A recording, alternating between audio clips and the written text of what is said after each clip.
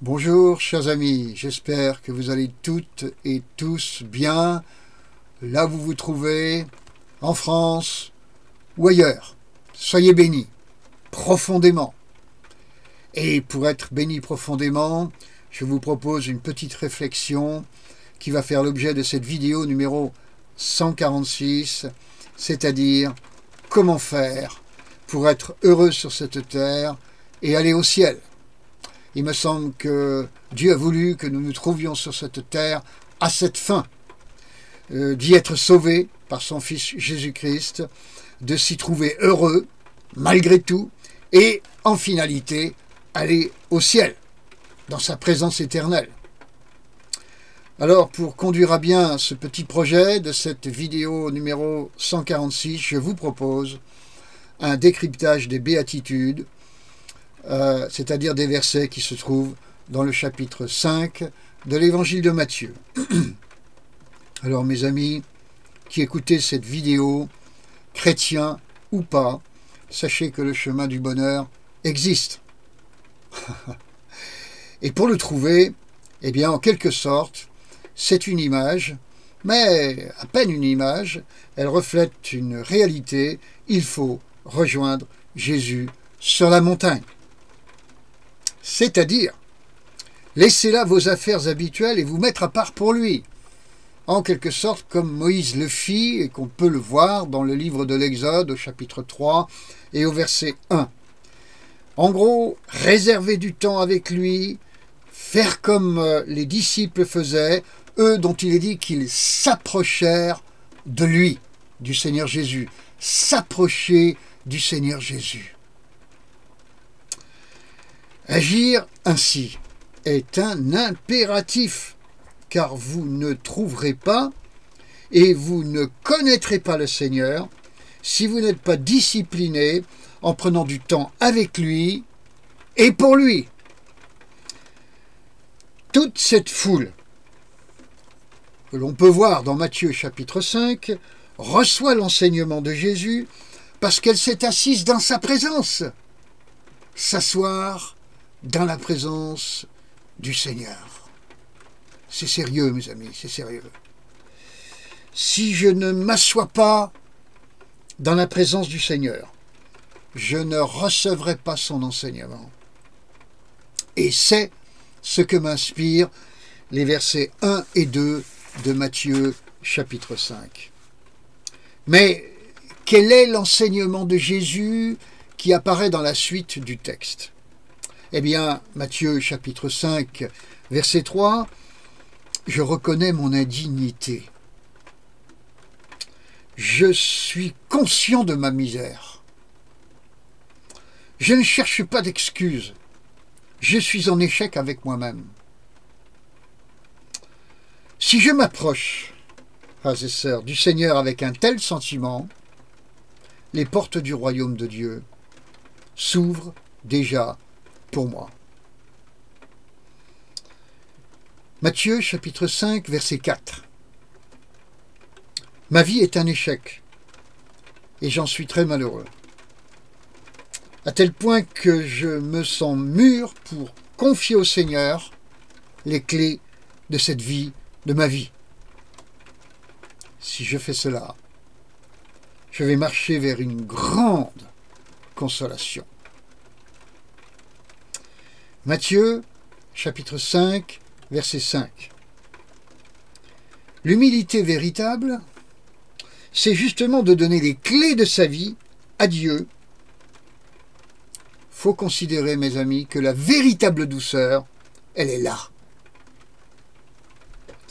Si j'agis ainsi, le salut de Dieu va me prendre en charge. Le salut de l'homme, c'est se débrouiller tout seul. Le salut de Dieu, c'est laisser Dieu faire dans ma vie. Cela s'appelle accueillir le salut de Dieu dans ma vie. Matthieu, chapitre 5, verset 6, maintenant. « Je ne suis pas contraint d'agir ainsi. Je ne suis pas contraint d'agir ainsi. Mais j'ai plutôt une soif irrésistible d'agir ainsi. » je suis pris, saisi d'une soif de Dieu, d'un désir de lui, réalisant que chaque jour passé loin de lui était une révolte pour laquelle il m'a pardonné.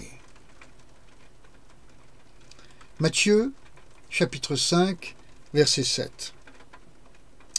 Me sentant, et surtout me sachant pardonné par Dieu, de toutes mes révoltes, conscientes et inconscientes, mon cœur s'en trouve profondément apaisé et désormais totalement disposé à pardonner, à mon tour, à ceux qui se sont révoltés contre moi.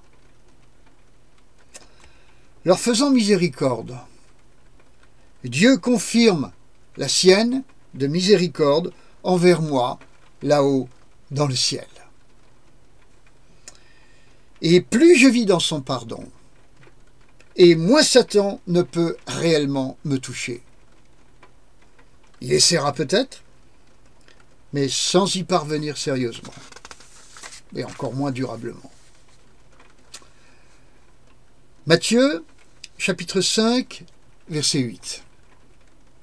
Je suis pleinement d'accord de me laisser transformer par le Seigneur qui est l'Esprit.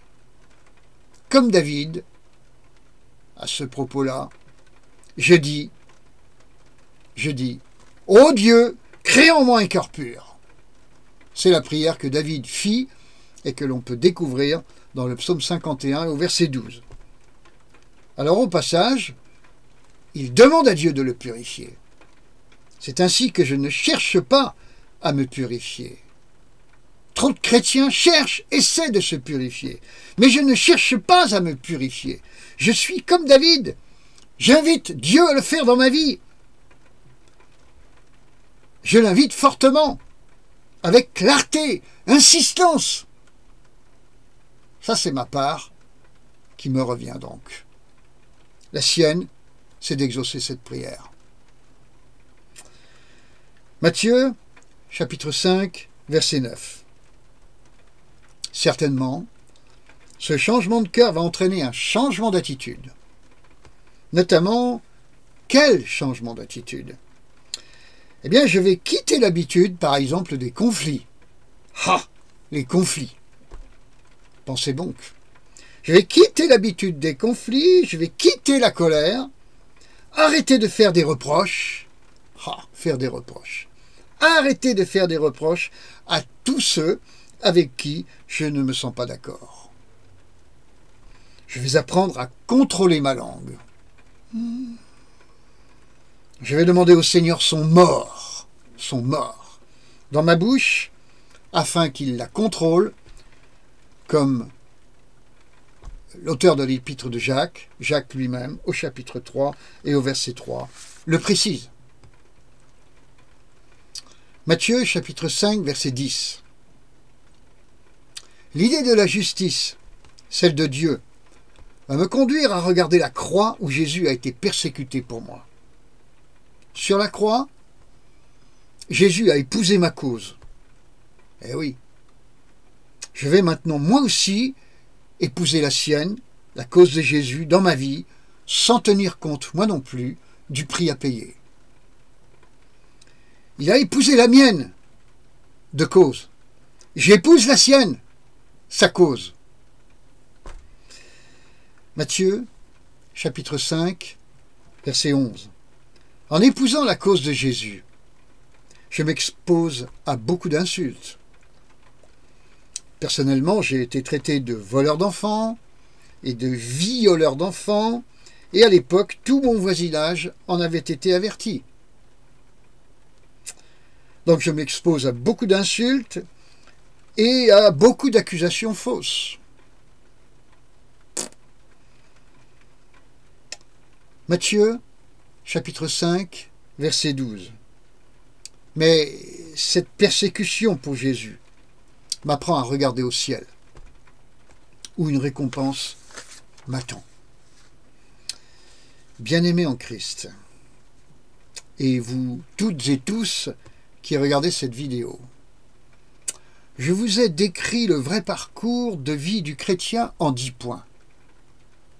les 10 points que l'on trouve dans le discours de Jésus appelé les béatitudes.